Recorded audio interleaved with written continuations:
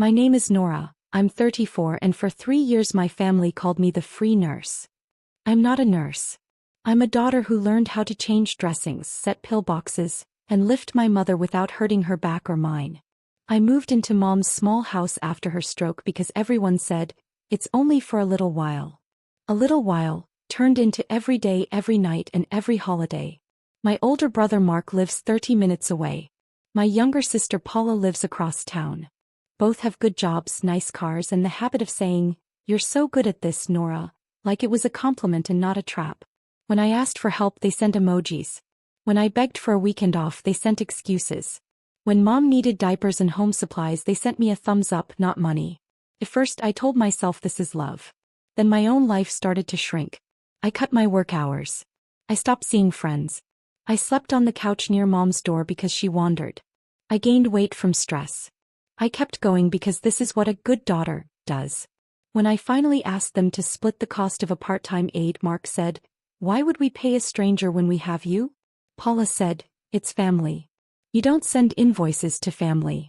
That night I cried in the bathroom so Mom wouldn't hear. When I came out, she was awake and looking at me with the eyes she had before the stroke, clear and steady. "You're one person," she said. "One person is not a team." The next week Mom fell. The ambulance took her to the hospital.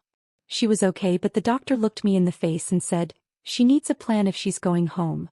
One person burning out is not a plan." A social worker named Kelsey pulled me into a small room and asked me questions no one had asked. "Who helps you? How many hours do you sleep? Who pays for what?" I told the truth. She wrote it down. "You're carrying everything," she said softly. "You need care agreements and a safe discharge plan. You don't have to do this for free." "Care agreements?" I asked. "Caregiver contracts," she said. "Written, signed, clear. Hours, tasks, pay and backup. Families ignore phone calls. They pay attention to paper." Kelsey handed me a list of elder law attorneys and community resources. Then she said something I didn't expect. "You are not required to take your mother home unless there is a safe plan. You can say no to an unsafe discharge. That no is not cruelty. It's care." I went back to Mom's room and told her we would do this right. She squeezed my hand. "Bring your brothers and sisters," she whispered. "Bring clips and pens." I called a lawyer named Ms. Patel from the list. She met me at the hospital the next morning with a calm face and a thin folder. "I'm not here to fight your family," she said. "I'm here to help you protect your mother and yourself." She explained the basics in simple words. A caregiver agreement is a real contract. It lists what I do: meals, meds, bathing, rides, laundry, how many hours I do it, what the hourly rate is based on local home care rates, who pays and how we track it, timesheets and receipts. The money comes from Mom's funds for her care, or from siblings if Mom's budget cannot cover all hours, but it's written down. We also set rules for backup care. If I'm sick or off, Mark and Paula take shifts or we hire an aide and they split the cost. No more, we'll see. Ms. Patel also asked about Mom's paperwork. Mom still had capacity to sign. So, while she was clear and awake, we updated her medical power of attorney so I could make care decisions when she was confused, and a simple financial power of attorney to pay her bills from a separate care account with clean records. "Transparency protects you," Ms. Patel said. "Monthly summaries to the whole family. No surprises." Mark and Paula arrived late for the meeting, coffee in hand, faces bored. Ms. Patel introduced herself and laid out the plan. She slid a copy of the caregiver agreement across the table. "This is standard," she said. "It's fair. Keeps Nora from burning out and keeps your mother safe. It also keeps you out of trouble if anyone ever asks how her money was used." Mark laughed. "We don't need all that. Nora likes helping. Right, Nora?" Paula crossed her arms. "We're not paying our sister. That's weird." Kelsey, the social worker, spoke up.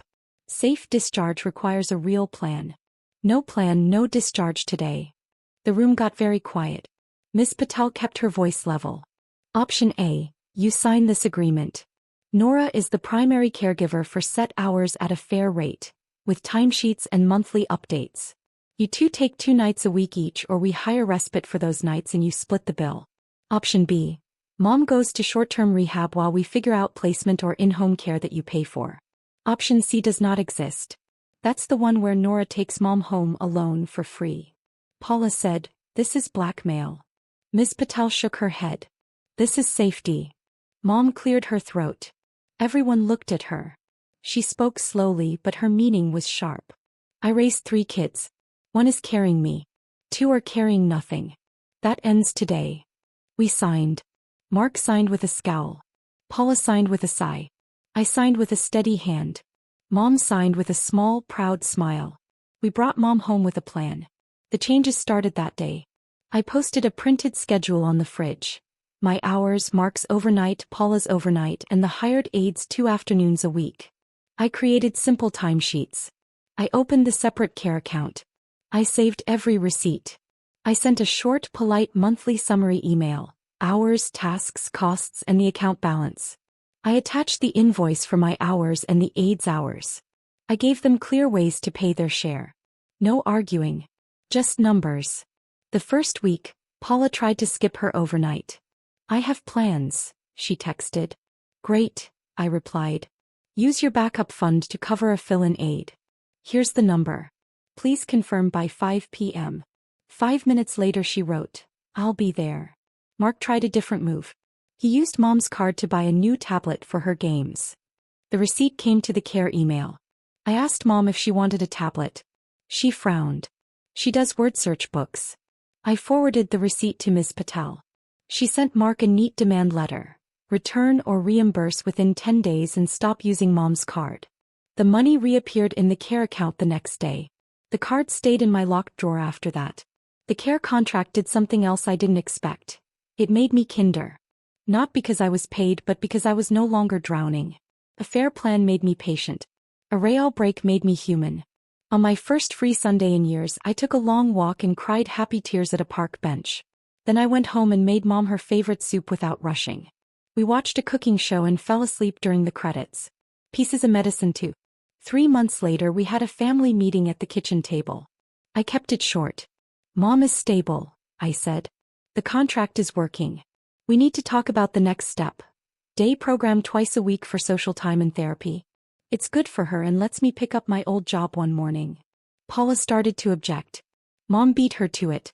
"I want to talk to people who aren't you," she said, deadpan. We laughed, the kind of laugh that releases a room. Mark asked for the cost. I showed the flyer, the schedule, the price, the bus pickup. "We split it like the contract says," I added. They nodded. It wasn't a fight. It was a budget item. From then on, things were calmer. I wasn't the free nurse anymore. I was the care coordinator with a file, a plan, and a family that finally understood boundaries. Mark did his overnights. Paula showed up. When they couldn't, they hired coverage. We had a rhythm. Meds at 9, lunch at noon, short walk if the weather behaved, word search in the afternoon, a blanket over Mom's knees in the evening. I kept the papers clean and the tone gentle. Respect grew back inch by inch. One day, a cousin called to stir drama. "I heard you're charging your own mother," she said. I didn't take the bait. "We have a family care agreement approved by Mom and her lawyer," I said. "It keeps her safe and keeps me able to care. If you'd like to take a Saturday shift, I'll send the schedule." She changed the subject. There were small wins that only people in our position understand. I slept in my own bed 2 nights a week. Mom stopped losing weight because meals were on time. I got my sense of humor back. I put flowers on the table because the table felt like a place where good things happen again. A year passed. We updated Mom's plan twice. When she started to decline, we added a second aide afternoon and moved her day program to a gentler group. The plan bent without breaking. One evening, Mark stayed late after his shift and said, "I didn't know how much this was. I'm sorry." It wasn't a speech. It was better. It was growth. People ask about the revenge in my story. They want a dramatic scene where I throw a glass or shout at a dinner table. Here is my revenge. I stopped being free. I made the people who used me sign. I made the money move the right way. I made the work visible. I kept my mother safe and my own life intact. I did not punish them. I made them responsible. On Mom's next birthday, we sat in the backyard with a simple cake. No big speeches. Mark brought the good plates. Paula strung lights without complaining. Mom ate 2 slices and licked the frosting from her finger like a kid. When I carried the dishes in, I saw the care folder on the counter. Tabs straight, papers neat, pen clipped to the front. It looked like a small, ordinary thing. It is the reason my hands are steady now. They called me the free nurse for years. The day I brought the care contracts, I stopped being free and started being fair. My family learned to share the weight they had put on my back. My mother got better care. And I got my life back.